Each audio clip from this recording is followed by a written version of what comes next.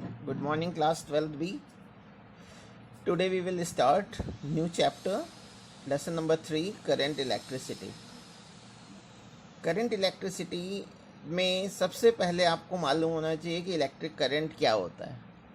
Electric current को अगर define करना हो तो कैसे डिफाइन करते हैं. देखिए, हम लोग ये क्लास 10th में पढ़ चुके हैं कि अगर किसी वायर में से चार्ज फ्लो कर रहा है तो 1 सेकेंड में किसी कंडक्टर में से जितना भी चार्ज फ्लो करता है उसको इलेक्ट्रिक करंट कहते हैं. ठीक है. The amount of charge flowing through a conductor in 1 second, या ये भी कह सकते हैं the rate of flow of charge through a conductor is called electric current. ठीक है. और इलेक्ट्रिक करंट आई का फॉर्मूला लिखा हुआ है Q upon T. Electric current I is equal to Q upon T. ठीक है. और Q का फॉर्मूला हम लोग ने क्वांटाइजेशन ऑफ चार्ज में पढ़ा था, NE होता है. Q is equal to NE और अपॉन टी. तो इलेक्ट्रिक करंट का फॉर्मूला आ गया Q बाई टी या NE अपॉन टी. ठीक है. और इसकी SI यूनिट होती है एम्पियर. SI यूनिट होती है एम्पियर. और अगर हमें 1 एम्पियर को डिफाइन करना है तो इस डायग्राम से डिफाइन करते हैं कि अगर दो पैरेलल वायर्स हैं, ये वैक्यूम में रखे हुए हैं 1 मीटर की डिस्टेंस पर, तो इनके बीच में अगर लगने वाला अट्रैक्टिव फोर्स 2 इंटू 10⁻⁷ न्यूटन पर मीटर हो, पर यूनिट लेंथ पे लगने वाला फोर्स अगर 2 इंटू 10⁻⁷ न्यूटन पर मीटर हो, तो दोनों वायर में बहने वाली करंट 1 एम्पियर कहलाती है. अगर दो पैरेलल वायर्स वैक्यूम में 1 मीटर के डिस्टेंस पे रखे हों और उनकी पर यूनिट लेंथ पे लगने वाला फोर्स अगर 2 इंटू 10⁻⁷ न्यूटन पर मीटर है, तो दोनों वायर में बहने वाली करंट 1 एम्पियर कहलाती है. ठीक है. और करंट स्केलर क्वांटिटी होती है, करंट की अपनी कोई डायरेक्शन नहीं होती. टाइप्स ऑफ करंट अगर मैं कहूँ तो करंट 2 टाइप्स का होता है. बेसिकली 2 टाइप्स का होता है, वैसे 3 टाइप का होता है. एक होता है डायरेक्ट करंट और दूसरा होता है ऑल्टरनेटिंग करंट. डायरेक्ट करंट को डीसी लिखते हैं, ऑल्टरनेटिंग करंट को एसी. अब डायरेक्ट करंट क्या होती है? डायरेक्ट करंट बच्चों उस करंट को कहते हैं जिसकी वैल्यू टाइम के साथ साथ वैरी नहीं करती. जिस करंट की वैल्यू हमेशा कांस्टेंट रहती है वो डायरेक्ट करंट कहलाती है. वही मैंने यहाँ पे लिखा हुआ है. और जिस करंट की वैल्यू कंटिन्यूसली टाइम के साथ साथ वैरी करती रहती है वो ऑल्टरनेटिंग करंट कहलाती है. अगर हम लोग डायरेक्ट करंट का करंट और टाइम के बीच में ग्राफ प्लॉट करें तो टाइम एक्सिस के पैरेलल आता है. टाइम एक्सिस के पैरेलल ये इंडिकेट कर रहा है कि करंट की वैल्यू चेंज नहीं हो रही, जबकि ऑल्टरनेटिंग करंट की वैल्यू एवरी इंस्टेंट ऑल्टर करती रहती है, बदलती रहती है. ठीक है. और डायरेक्ट करंट हम लोग को सेल से मिलती है, और सेल या बैटरी से, जबकि इस ऑल्टरनेटिंग करंट ट्रांसफार्मर से मिलती है.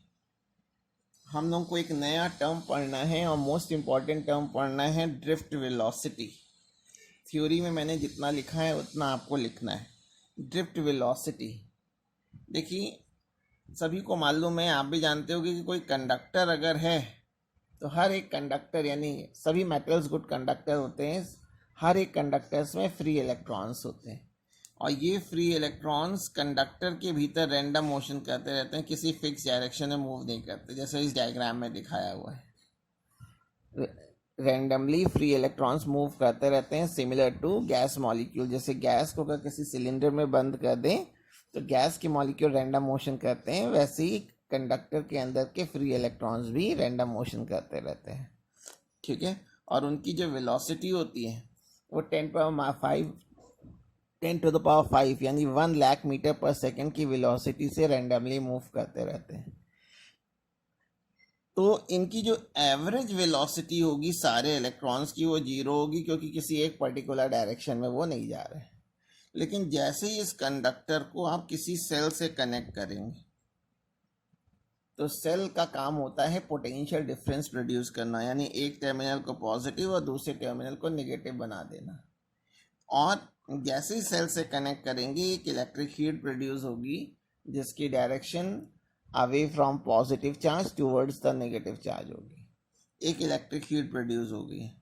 और इलेक्ट्रिक फील्ड प्रोड्यूस होने से कंडक्टर के भीतर की जो इलेक्ट्रॉन्स हैं वो फोर्स एक्सपीरियंस करेंगे जिसका formula F is equal to Q E होता है। और जो रैंडमली मूविंग इलेक्ट्रॉन्स थे वो इस इलेक्ट्रिक फील्ड की वजह से कांस्टेंट वेलोसिटी से इलेक्ट्रिक फील्ड के ऑपोजिट मूव करने लग जाते हैं। तो अब सारे इलेक्ट्रॉन्स की जो एवरेज वेलोसिटी होगी वो ज़ीरो नहीं होगी। पहले तो ज़ीरो थी क्योंकि वो रैंडम मोशन कर रहे थे, लेकिन सेल से कनेक्ट करने के बाद इलेक्ट्रिक फील्ड की वजह से जो इलेक्ट्रॉन पे फोर्स लग रहा है उसकी वजह से वो एक कांस्टेंट वेलोसिटी से एक पर्टिकुलर डायरेक्शन में मूव करते हैं। ठीक है, जो ये कांस्टेंट वेलोसिटी होती है इसकी वैल्यू बहुत कम होती है, सेंटीमीटर पर सेकेंड या मिलीमीटर पर सेकेंड में होती है। तो मैंने यहाँ पे ब्रैकेट में लिख दिया है 10⁻³ मीटर पर सेकेंड। ठीक है, अच्छा, तो अगर हम तो जो जिस कांस्टेंट वेलोसिटी से मूव करते हैं उसी को ड्रिफ्ट वेलोसिटी कह रहे हैं। तो ड्रिफ्ट वेलोसिटी क्या होती है?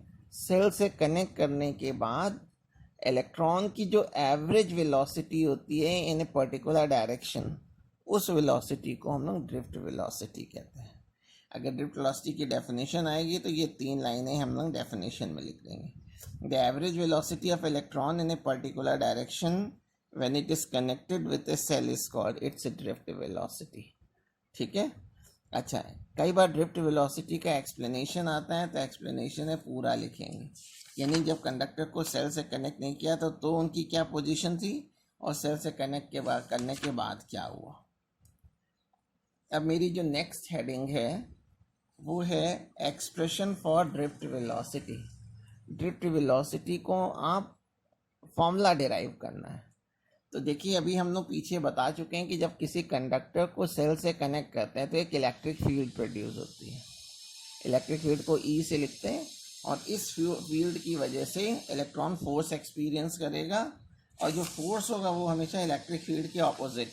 तो मैंने यहाँ फोर्स निकाला है, force acting on electron due to electric field. F is equal to Q E formula होता है, क्यू की जगह इलेक्ट्रॉन का चार्ज रख दिया -E। तो माइनस साइन इंडिकेट कर रहा है कि जो फोर्स होगा वो इलेक्ट्रिक फील्ड के ऑपोजिट होगा।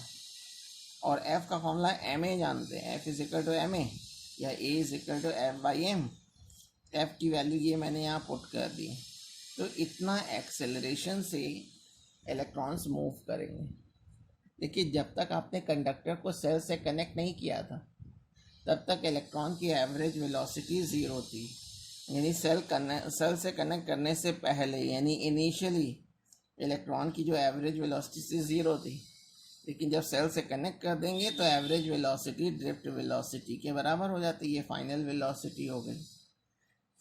तो मैं फर्स्ट इक्वेशन ऑफ मोशन का अगर यूज़ कर लूँ, v is equal to u plus a t, v की जगह मैंने वी डी रख दिया, u की जगह 0 पुट कर दिया, a की वैल्यू इक्वेशन 2 से रख दे रहा हूँ और t को मैं टाउ सिंबल से लिख दे रहा हूँ। टाउ को बोलते हैं रिलैक्सेशन टाइम। तो ये ड्रिफ्ट वेलोसिटी का फॉर्मूला आ गया इन वेक्टर फॉर्म। लेकिन अगर केवल मैग्नीट्यूड लेंगे तो ई टाउ अपॉन एम, मैग्नीट्यूड का मतलब है डायरेक्शन नहीं लेनी है। इसमें जो नया टर्म आया है रिलैक्सेशन टाइम क्या होता है? देखिए, जब कंडक्टर को सेल से कनेक्ट कर देते हैं तो इलेक्ट्रॉन अपोजिट चार्जेस में अट्रैक्शन होता है, हम ये जानते हैं। इलेक्ट्रॉन कंडक्टर के भीतर जो पॉजिटिव आयंस प्रेजेंट होते हैं उससे टकराता है।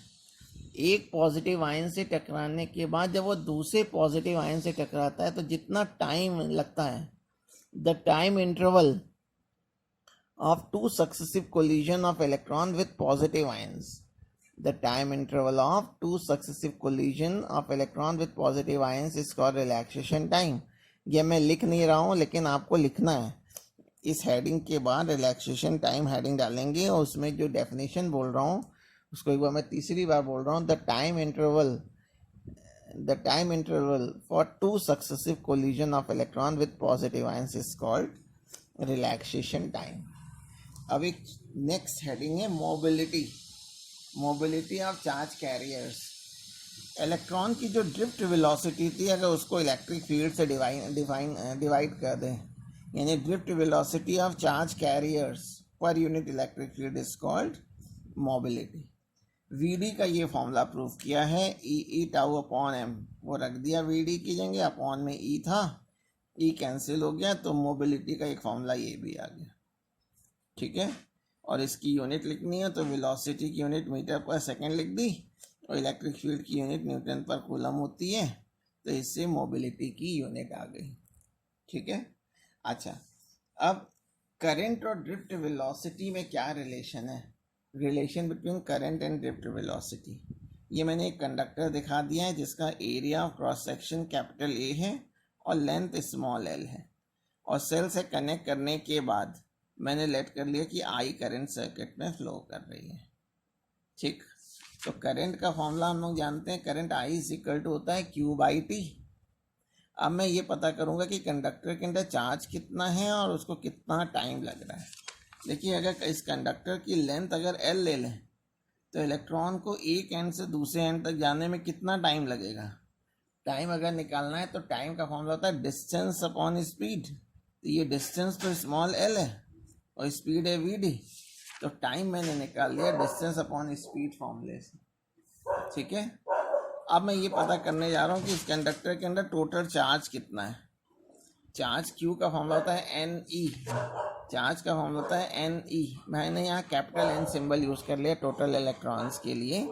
उसका रीज़न ये है कि हमने स्मॉल एन सपोज किया था 1 मीटर क्यूब में electron, number of electrons per unit volume. 1 meter cube में n इलेक्ट्रॉन्स है, तो इस कंडक्टर का जो टोटल वॉल्यूम होगा वो एरिया और लेंथ के प्रोडक्ट के इक्वल होगा, तो टोटल वॉल्यूम हो जाएगा AL वॉल्यूम में n इलेक्ट्रॉन्स हैं, तो टोटल इलेक्ट्रॉन्स आ गया n इंटू AL। ये टोटल इलेक्ट्रॉन्स पता चल गया। Q is equal to N E, फॉर्मूले में n की वैल्यू ये रख दिया इंटू ई, ये चार्ज आ गया। ये Q की वैल्यू और ये T की वैल्यू इस इक्वेशन में रख दिया है। Q की जगह रख दिया एन ई ए एल, और T की जगह रख दिया L अपॉन वी डी, तो LL कैंसिल हो गया, ये फॉर्मूला आ गया। इसमें ध्यान रखेंगे कि स्मॉल n जो है वो इलेक्ट्रॉन डेंसिटी है, number of electrons per unit volume है। इसके साथ चिल्ड्रन मैंने फर्स्ट और सेकंड लेसन के न्यूमेरिकल भी भेजे हुए हैं, आपको उसके न्यूमेरिकल्स करने हैं।